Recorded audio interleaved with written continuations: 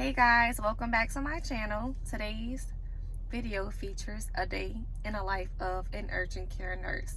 So guys, I'm in the parking lot right now waiting to clock in at work. So we clock in typically at 8:40, 8:45 to start our day. And we aren't able to have our phones in there, so I can't record inside the building.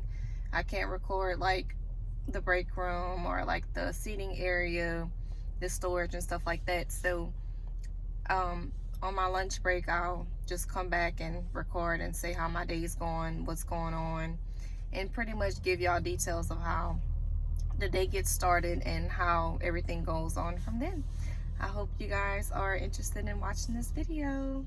So guys, since I still have about 5 minutes before clocking in, I'll just kind of give a little quick rundown. So like when I first go into the building, today I'm at a different clinic. I'm not at the typical clinic I normally go to. I'm normally at another location, but today they have me go somewhere else. So that's okay. I just got up a little bit earlier than normal. I went to Krispy Kreme's and got me a coffee, got me a donut, which, guys, I always eat healthy. So normally for breakfast, I have water, yogurt, a little mini muffin, and a granola bar. That's pretty much what I eat for breakfast every morning. So today I switched it up. But anyway, so when I first clock in, I put my bag up, put my lunch bag in the fridge. And then the nurses are responsible for doing quality checks in the morning. So we do the quality checks on the urine. So you basically run like a urinalysis, a UA, just to make sure it's working properly, just in case you get any patients that come in complaining of a UTI. We also do the quality check for the refrigerator. So the quality check, you have to document the temperatures, like what temperature is at, the lowest temp, and then the highest temp that it can actually be on. That's just to make sure the specimens as well as the medications don't become bad because it's not set at a certain temperature. And then the last QC that I do is the log for the AED to make sure that's working properly, just in case an emergency comes about. Make sure the O2 tank is full and things like that. So I go to my desk, I log into the computer, I get the screens that I need to be pulled up, and I also, by doing that, we're also able to see if we have any patients that reserved appointments for today, because we are a walk-in clinic, but we do take appointments as well. So I do that, and then if I don't really have any patients, I just, see what rooms need to be restocked, see if they have urine cups that need to be refilled. I check to see if there's any medication that needs to be put in the system, because we're constantly getting in shipment that we need.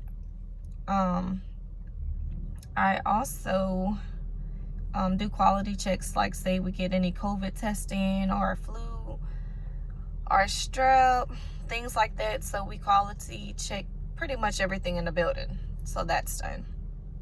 And so we just, after that, I just wait and see what's next patient comes in, see what's the complaint about, and get ready to roll. Good morning, y'all. Y'all probably wondering, like, why is her hair different from the first video? Well, I was gonna finish that video, but what happened was that day became very busy. I think we seen about 60 patients. We had x-rays that had to get done by the x-ray techs.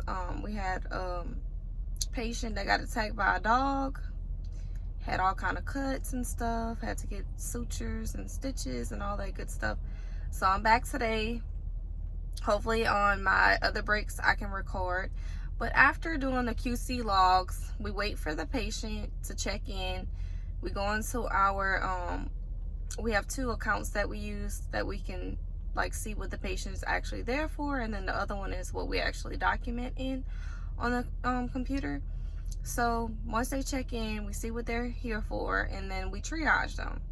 So we get the room ready, put the vital machine in there, clear the weights of the scale, and then we call the patient by their name, get their weight, bring them back to the room, and we get their vitals, and in the process of doing that, we ask them like their medical history, if they had any past surgeries or ever, were they ever hospitalized, do they smoke, and then family history, like about their parents or siblings or aunts or uncles, like what type of health issues they may have, whether it's hypertension, diabetes, thyroid issues, anxiety, depression, cancer, and so on.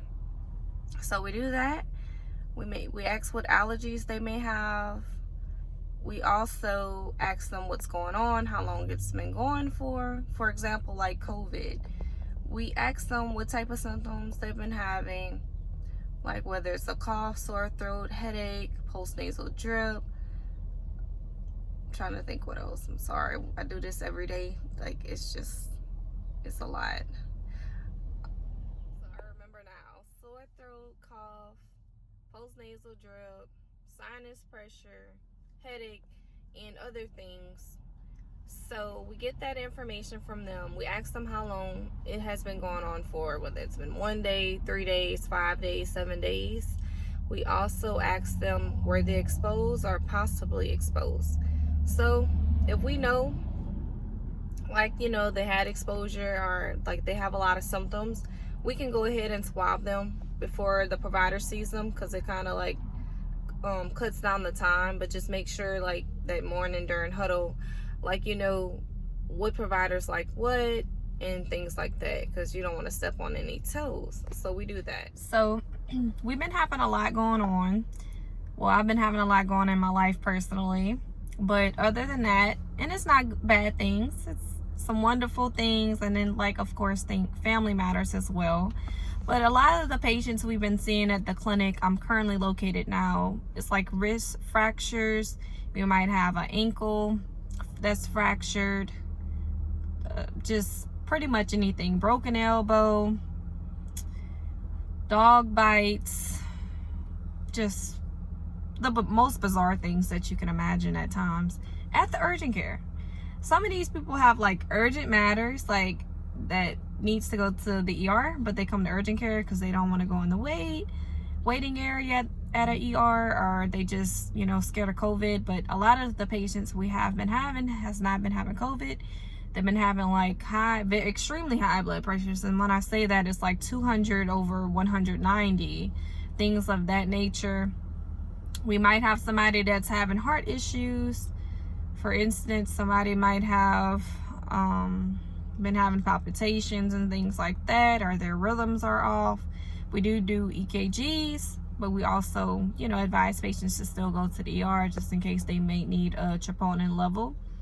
So I see a lot of fractures pretty much every day. A lot of people cut their fingers, their hands, just about anything on accident. A lot of these accidents happen when they're cooking, or like with their job, what they're actually involved in. So I've seen a lot. Even the kids come, with a broken wrist, a broken arm, sprained ankle, fractured ankle. So we actually make the cast at the urgent care, depending on what the providers order, like a plaster cast and stuff like that. And of course, with me still being like fresh into this stuff, we have a binder it's a resource binder that we can go into and look at how to make the cast or whatever, or go to like quick demonstration video. And I always ask somebody to assist me, especially like if I haven't done it before, because for kids or even adults, you have to make sure it's not too tight, make sure they have enough support with these casts as well, until they follow up with the specialists. So, but we do, we triage our patients. If I go into the room and see that a patient has certain things going on, I can do certain labs, because I know some providers are okay with me doing specific labs based on the symptoms that's going on. Because this season now, of course, COVID's still going on, but it's not as extreme with the vaccine. So we have, like, I've been seeing a lot of flu and strep tests. And in our little area where we have all the labs that we can do, I mean, it's a lot. We can do H. pylori, we can do mono, of course, pregnancy testing, the strep, the flu, COVID. We do UAs, urinalysis, just to see if a person might have a UTI. We do collect urine in case a person wants to do like STD testing, and we send it off through a lab company that we work with hand in hand with, that picks up the labs. We do blood draws. So I have gotten very confident in doing blood draws since I started this job, and I thought I was going to lose that by not working in the hospital. But I mean, I probably draw blood at least 3 times a day, sometimes more than that, like out the week. You know, it has its spurts. We even, like, if a patient comes and they have their medication that they need to give themselves an injection, we actually can do that as well. It still has to get documented in the system, like what they're getting an injection for, and the name and all that stuff, and that's considered a nurse visit. We do drug testing. That's a nurse visit as well. TB testing, readings, we do that. I'm trying to think what else, because we do a lot at this clinic, and every day is a eventful day. I've seen people that needed sutures because, you know, their work involved stuff like with the lumber yard, and the chainsaw actually like cut through their legs, so those stitches took quite some time. The providers sometimes need us in there to assist them, like when they're draining a cyst. And I mean, I've seen some cysts that have been drained, and when I say a lot of drainage, I mean a lot of drainage. So I don't know if it's a Louisiana thing where a lot of people have incidents where they cut their fingers or just their hand or whatever while they're cooking, but I've been seeing that a lot lately. I can't stress that enough. So that's how our day goes. I mean, we get the vitals, we triage patients, you know, we do whatever the provider asks us to do besides doing the labs. You know, we educate the patient, we ask if they have any concerns.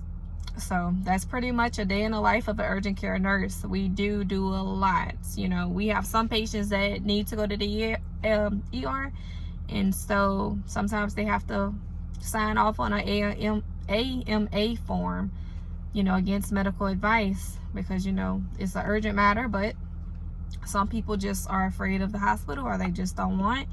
I mean, hospital visits are very expensive as well, so we do try to educate them that they should go, you know, seek the help that they need, that we can't actually give them at the urgent care.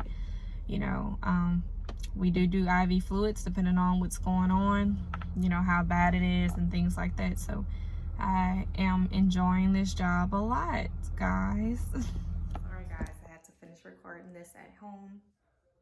So, like I was telling you guys before, we have been seeing a lot of fractures. At my job, we get 2 30-minute lunch breaks as well. So you get one in like the lunch time, and then the other one is in the evening, since we work 9 to 9, 12-hour shifts. Sometimes we do have to stay late depending on what's going on with the patient. We have had in the past and of late sent people to the ER.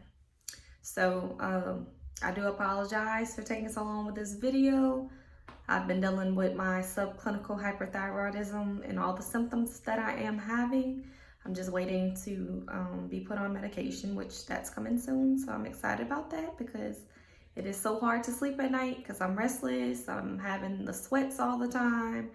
I'm anxious. I felt like I drank 4 or 5 cups of coffee, and I have like no caffeine in my system. It's crazy, guys, or whatever. It's super crazy. But I hope this video was fulfilling for you guys. Have any questions, just post them up on my discussion board. And I'm so interested in sharing information with y'all. And I have another cool video that I'll be doing once my best friend gets back. She actually took a travel assignment job, which I would have loved to do. But of course, I couldn't give my job a 2 weeks notice, because it was very quickly. Like, she applied the Sunday, and then the following Sunday, she was on a flight to go. All right, guys. Thanks for stopping through.